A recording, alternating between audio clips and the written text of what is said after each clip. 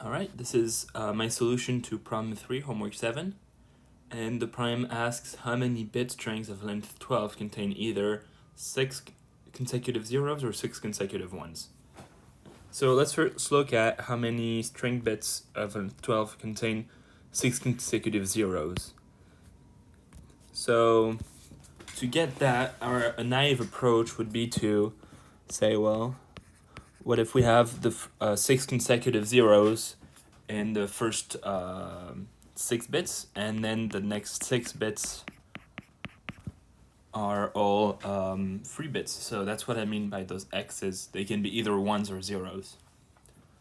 And then we could imagine that those 6 consecutive zeros happen from bits 2 to 7,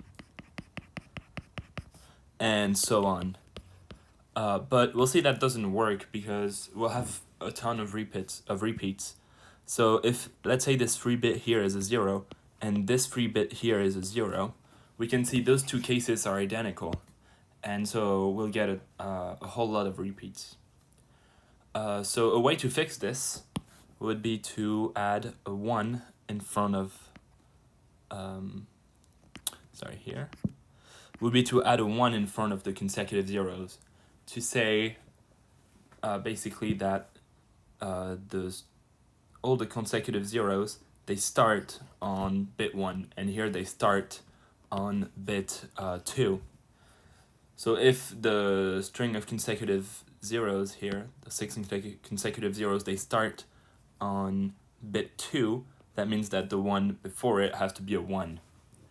And we'll see that we can't get any repeats with that, right? Whatever the x's are, we won't repeat the same strings twice, because these two will be different. And yeah, we can do that again. But now the string starts at bit number 3. And so on for all of the different bit positions.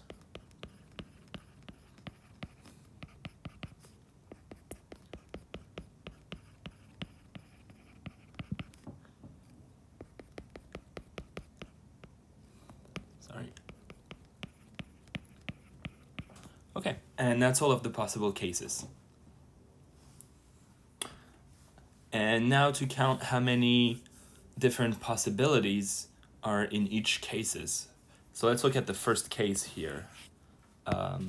We have 6 free bits in this one. So the number of possible combinations is going to be 2 to the 6, because each x can either be a 1 or a 0. And if we look at the second one, we have only 5 free bits here because we added this 1 here. So that will be 2 to the 5. And we'll see that all the other ones have the same amount of free bits, so those will all be 2 to the 5.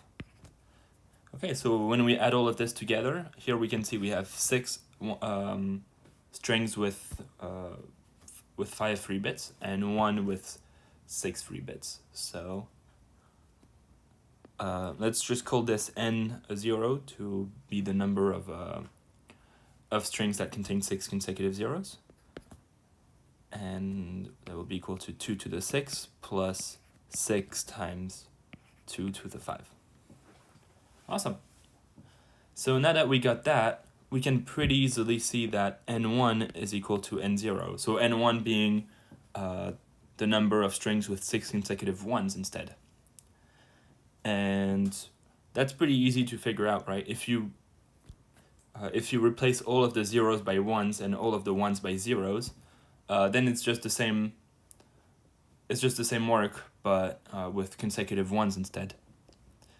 So yeah, that will also be 2 to the 6 plus 6 times 2 to the 5.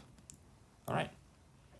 And now to be the number of strings with either consecutive zeros or consecutive ones, a naive approach here would be to say, well, n, let's call this n equals n1 plus n0, which would be 2 times 2 to the 6 plus 6 times 2 to the 5. All right.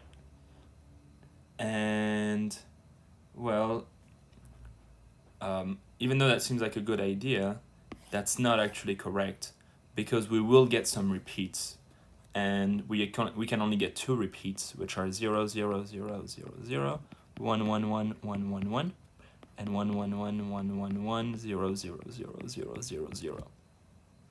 Okay, and we can see both of these are counted in both n1 and n2, so we get 2 repeats, and those are the only ones. And you can see that if we have the first 6 bits, the first 6 consecutive bits being consecutive, so either 1s or 0s, then the only possibility is to have this string be in both counted in both n1 and n2 would be to have the other one. So here 0s, or the opposite, where we get 0s and then 1s. So that's why there's only 2 strings that have this property. Okay, so now we can get the actual result, which would be n1 plus n0 minus 2, right? Because we want to take off those 2 repeats. And that will be equal to 2 times 2 to the 6 plus 6 times 2 to the 5 minus 2. And if you calculate that, that's equal to 210. Sorry, 510. Yep. All right, thank you very much. And let me know if you have anything else to add or any questions.